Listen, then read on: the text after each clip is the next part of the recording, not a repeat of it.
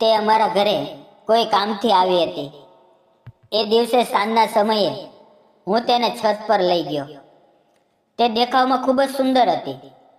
ચારે બાજુ અંધારું થવા લાગ્યું હતું. મેં પાસે જ એક ગુલાબનું ફૂલ તોડ્યું અને તેના હાથમાં આપ્યું. તે થોડી ગભરાઈ ગઈ. મેં તેનો હાથ પકડ્યો, તેને પોતાની નજીક ખેંચી લીધી અને પછી આગળ જે થયું તે જ આજે હું તમને કહેવાનો છું. નમસ્કાર દોસ્તો, મારું નામ રાહુલ છે. મારી ઉંમર 29 વર્ષની છે. હું એક નાનકડા ગામમાં રહું છું. અમારી ત્યાં ખેતી થાય છે, જેને મારા માતા પિતા સંભાળે છે. હું એક કંપનીમાં નોકરી કરું છું.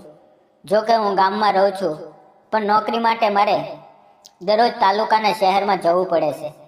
પગાર સારો છે, પણ મારા જીવનમાં એક એવી ઘટના બની જેણે મારું આખું જીવન જ બદલી નાખ્યું. આ વાત 3 વર્ષ જૂની છે, જ્યારે અમારા ગામમાં ગણેશ સ્થાપના થઈ હતી. અમે સૌએ મળીને ગણપતિ બાપ્પાને ગામના મંદિરમાં સ્થાપિત કર્યા હતા. મેં વિચાર્યું હતું કે આ 10 દિવસ સુધી હું દરરોજ આરતીમાં જઈશ. પહેલા 2-3 દિવસ ખૂબ સારી રીતે પસાર થયા, પણ ત્રીજા દિવસે જ્યારે આરતી શરૂ થવામાં માત્ર 5 મિનિટ બાકી હતી, ત્યારે હું મંદિરે પહોંચ્યો. મેં બાપાના દર્શન કર્યા. મંદિરમાં ઘણા યુવકો અને યુવતીઓ ભેગા થયા હતા. તેમાં એક છોકરી હતી જેણે મારું ધ્યાન પોતાની તરફ ખેંચી લીધું. તે ખૂબ જ સુંદર હતી. તેના લાંબા કાળા વાળ, મોટી બોલતી આંખો, તેણે પંજાબી ડ્રેસ પહેર્યો હતો અને ગળામાં દુપટ્ટો હતો. આરતી શરૂ થઈ ગઈ હતી, પણ મારું ધ્યાન તો માત્ર તેના પર જ હતું, કારણ કે તેની સુંદરતામાં કંઈક એવો જાદુ હતો કે નજર અડતી જ નહોતી. આરતી પૂરી થયા પછી સૌ પ્રસાદ લેતા હતા અને દર્શન માટે 2 કતારમાં ઊભા હતા, એક પુરુષોની અને એક મહિલાઓની. તે મારાથી થોડે દૂર આગળ ઊભી હતી અને બાપાની બિલકુલ પાસે પહોંચી હતી. તે જ સમયે પાસે એક દીવો જલી રહ્યો હતો. જ્યારે તે દર્શન કરી રહી હતી, ત્યારે હવાના ઝોકાથી તેનો દુપટ્ટો તે દીવાની જ્યોત પર જઈને લાગ્યો અને તેમાં આગ લાગી ગઈ. મારું ધ્યાન પહેલેથી જ તેના ઉપર હતું, તેથી મને તરત જ તે દેખાઈ ગયું. એક પવની પણ વાર કર્યા વગર મેં પાસે રાખેલા પાણીથી ભરેલા લોટાને ઉઠાવ્યો અને તેની જલતી ઓઢણી પર પાણી છાંટી દીધું.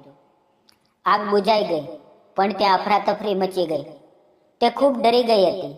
તેણે એક નજર મારી તરફ જોયું અને પોતાની સહેલીઓ સાથે તરત જ ત્યાંથી ચાલી ગઈ. અમારી કોઈ ઓળખાણ નહોતી, પણ મારું મન તેમાં જ અટકી ગયું હતું. હવે બીજા દિવસે મેં મિત્રોની મદદથી તેના વિશે જાણવાના પ્રયત્ન કર્યો.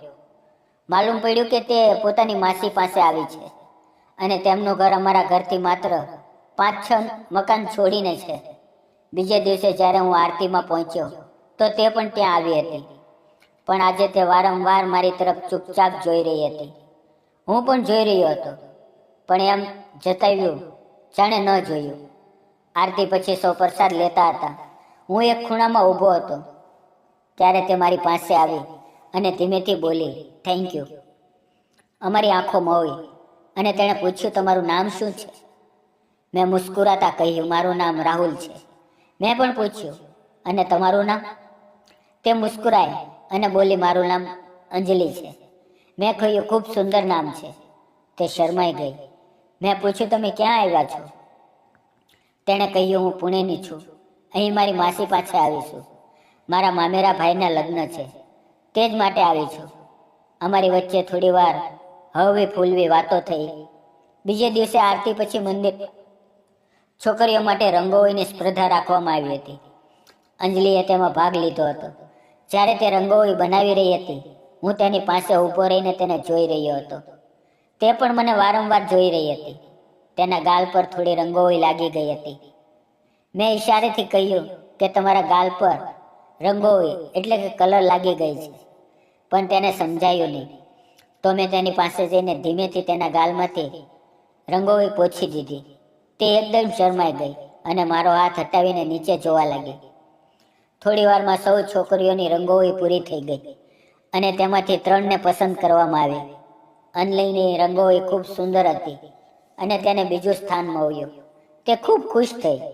મેં તેને અભિનંદન આપ્યા અને તેણે ફરી મુસ્કુરાતા થેન્ક યુ કહ્યું. 5મે દિવસે આરતી પછી દાંડિયા સ્પર્ધા રાખવામાં આવી હતી.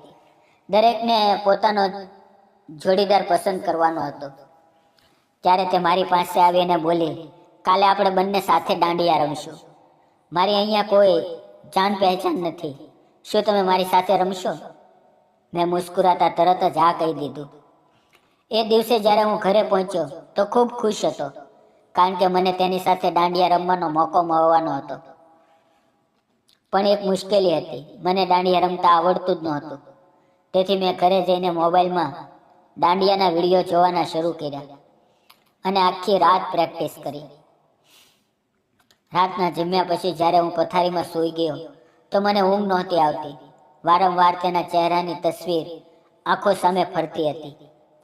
તે પ્યારી મુસ્કાન, તેની માસૂમ આંખો, તેની અવાજ સધો મનમાં વારંવાર ગુંજતું હતું. મને એવું લાગતું હતું જાણે અમે બંને પહેલેથી જ સાથે દાંડિયા રમી રહ્યા છીએ. કદાચ આજ તે અહેસાસ હતો જેને લોકો પ્રેમ કહે છે. હું તેની સાથે પહેલી નજરમાં જ દિલ હારી ચૂક્યો હતો. બીજે દિવસે સવારથી જ હું બેફિક્ર સાંજ થવાની રાહ જોઈ રહ્યો હતો. જેમ જેમ સૂર્ય ડૂબવા લાગ્યો, મારું દિલ વધુ ઝડપથી ધડકવા લાગ્યું અને આખરે તે ઘડી આવી. મેં જલ્દીથી તૈયાર થઈને મંદિરે પહોંચી ગયો, પણ તે હજુ સુધી નહોતી આવી. થોડી વાર પછી મેં જોયું કે તે રસ્તેથી આવતી દેખાય. આજે તેણે ખૂબ જ સુંદર ઘાઘરો પહેર્યો હતો અને તેમાં તે કોઈ પરી જેવી લાગી રહી હતી. તેની સુંદરતા જોઈને સૌની નજર તેના પર અટકી ગઈ. પણ મારું દિલ ખુશ હતું, કારણ કે આજે તે મારી જોડીદાર બનવાની હતી. તેણે મને જોયો અને મુસ્કુરાઈ. મેં મારા હાથમાં પકડેલા 2 દાંડિયાની છડીઓ ઉપર ઊંચી કરી તેને બતાવી તો તેણે પણ મુસ્કુરાતા હાથે ઊંચો કર્યો, જાણે અમે બંને એકબીજાને વગર બોલ્યે જ સમજી ગયા હોઈએ. આરતી શરૂ થઈ અને અમે બંને માત્ર એકબીજાને જ જોઈ રહ્યા હતા, જાણે આસપાસની દુનિયા ગાયબ થઈ ગઈ હોય. આરતી પછી ગીત વાગવા લાગ્યું અને જોડીદારોના નામ બોલાવવામાં આવ્યા. જ્યારે જાહેરાત થઈ કે હું અને અંજલિ એક જોડીમાં છીએ તો મારા મનમાં એક અજીબ સુખની લાગણી ઉભરાઈ ગઈ. જેવું સંગીત શરૂ થયું, અમે દાંડિયા રમવા લાગ્યા. મને હજુ સુધી બરાબર દાંડિયા રમતા આવડતું નહોતું, પણ તે મુસ્કુરાતી આંખોથી જ મને શીખવી રહી હતી. જાણે કહી રહી હોય, ગભરાશો નહીં, હું છું ને. ધીમે ધીમે હું પણ તાલમાં આવી ગયો. અમારા દાંડિયાની દરેક થાપ સાથે અમારા દિલની ધડકનો પણ એક લયમાં મળવા લાગી. ચારે તરફ તાળીઓ વાગી રહી હતી અને અમારી આંખો માત્ર એકબીજામાં ખોવાયેલી હતી. રમત પૂરી થયા પછી સૌએ અમારી જોડીની વાહ વાહ કરી. જ્યારે પરિણામ જાહેર કરવામાં આવ્યું તો અમને 3જું સ્થાન મળ્યું. ભલે 3જું સ્થાન હતું, પણ અમારા માટે આ જીતથી ઓછું નહોતું, કારણ કે અમે એકબીજા સાથે એટલા સુંદર પળો વિતાવ્યા હતા. બીજે દિવસે ગણપતિ બાપ્પા બહેન ગોરીઓનો દિવસ હતો. ગામની સૌ મહિલાઓ ગોરિયા જોવા આવતી હતી. અમારા ઘરે પણ ઘણી બધી સ્ત્રીઓ આવી હતી. મારી માતા અને બહેને ગોરૈયાને ખૂબ સુંદર સજાવી હતી. તેમની સામે વિવિધ પકવાનો, રમકડા, ફૂલો અને ઘણી બધી વસ્તુઓ રાખવામાં આવી હતી. ગણપતિ બાપ્પા પણ ગૌરાઈઓ સાથે વિરાજમાન હતા. મને મનમાં લાગતું હતું કે કદાચ આજે તે અમારા ઘરે ગોરૈયા જોવા આવશે. તેથી હું બહાર જ બેઠો હતો. ત્યારે દૂરથી કેટલીક મહિલાઓ આવતી દેખાઈ અને તેમાં તે જ હતી અંજલિ. તેને જોતાં જ મારું દિલ જોર જોરથી ધડકવા લાગ્યું. હું ગભરાઈને તરત ઊભો થયો અને અંદર જઈને એક ખૂણામાં ઊભો રહી ગયો. તે પોતાની માસી અને બાકીની સ્ત્રીઓ સાથે ગોરાયા જોવા લાગી.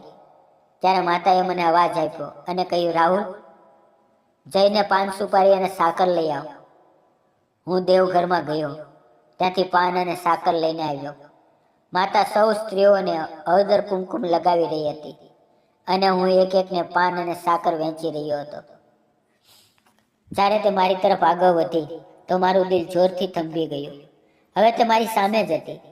જ્યારે મેં તેના હાથમાં પાનનો વીડો અને સાકર આપી તો મારા હાથ તેના મુલાયમ હાથોથી અડી ગયા.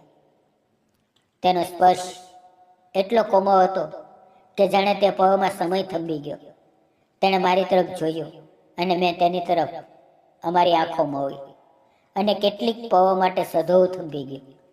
તે મુસ્કુરાઈ અને મુસ્કાન પર હું પૂરેપૂરો ફિદા થઈ ગયો. મેં ધીમેથી કહ્યું, આ મારું ઘર છે, ચાલો તમને આખું બતાવું. તેણે હવેથી હસીને સાથે કહ્યું, રોકાવ, હું માસીને પૂછી લઉં.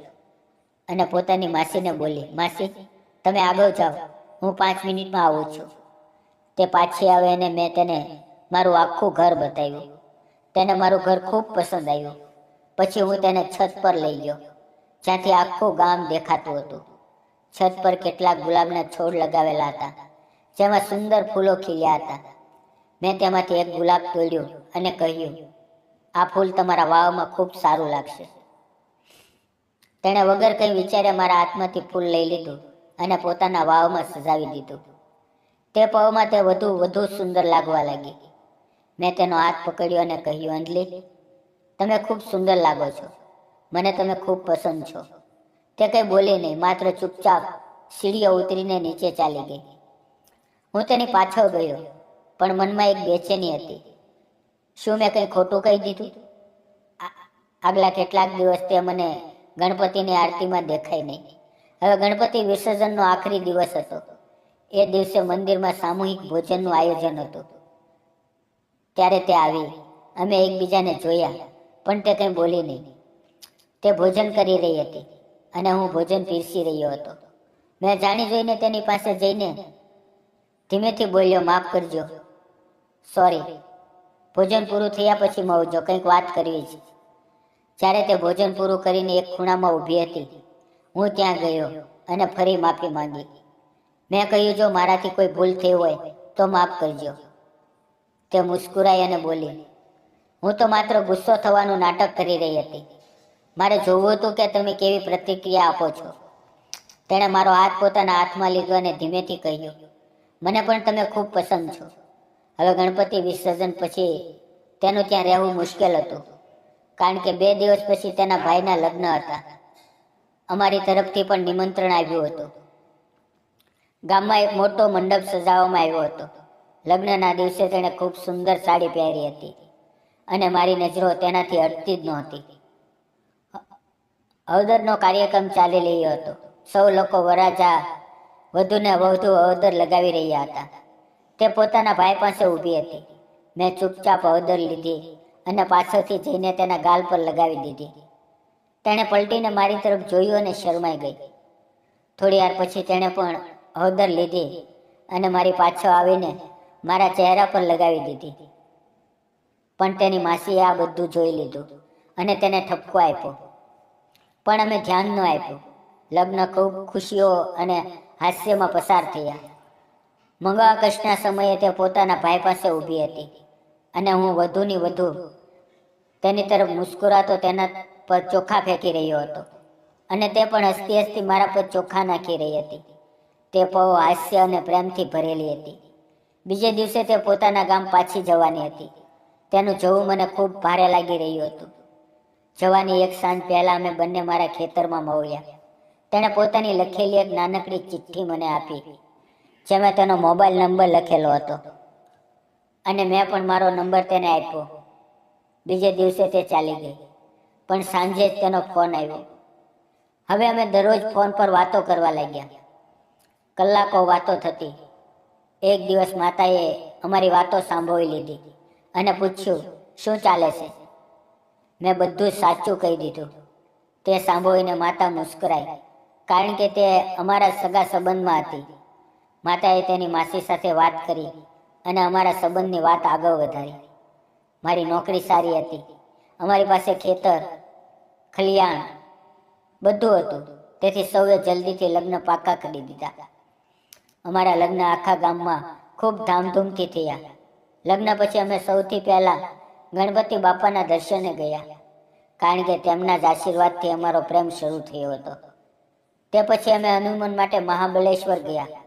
ત્યાં અમે ઢગલાબંધ ખુશીઓ વહેંચી, એકબીજા સાથે સુંદર પળો વિતાવી. હવે અમે બંને ખૂબ ખુશ છીએ. અને એકબીજા વગર જીવવાની કલ્પના પણ કરી શકતા નથી. સાચો પ્રેમ કોઈ જગ્યા, રૂપ કે સ્થિતિ નથી જોતો, પરંતુ ભાવનાઓની સચ્ચાઈથી થાય છે. જ્યારે સંબંધ વિશ્વાસ, આદર અને સમજથી જોડાય તો તે દરેક કસોટીમાં મજબૂત થતો જાય છે. રાહુલ અને અંજલિ જેવું જો આપણે કોઈને દિલથી ચાહીએ, સચ્ચાઈ અને આદર સાથે, તો ભગવાન પણ તે સંબંધને આશીર્વાદ આપે છે.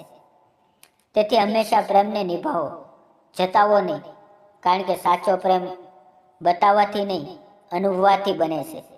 દોસ્તો, આ હતી મારી અને અંજલિની પ્રેમ કથા. જો તમને આ કથા પસંદ આવી હોય તો જરૂર કોમેન્ટ કરો, શેર કરો અને ચેનલને સબસ્ક્રાઇબ કરવાનું ભૂલશો નહીં. ફરી મળશું મિત્રો એક નવી વિડીયોમાં. ત્યાં સુધી આવજો. વિડીયો પૂરો જોવા બદલ આપ સૌ મિત્રોને ધન્યવાદ. આવજો મિત્રો.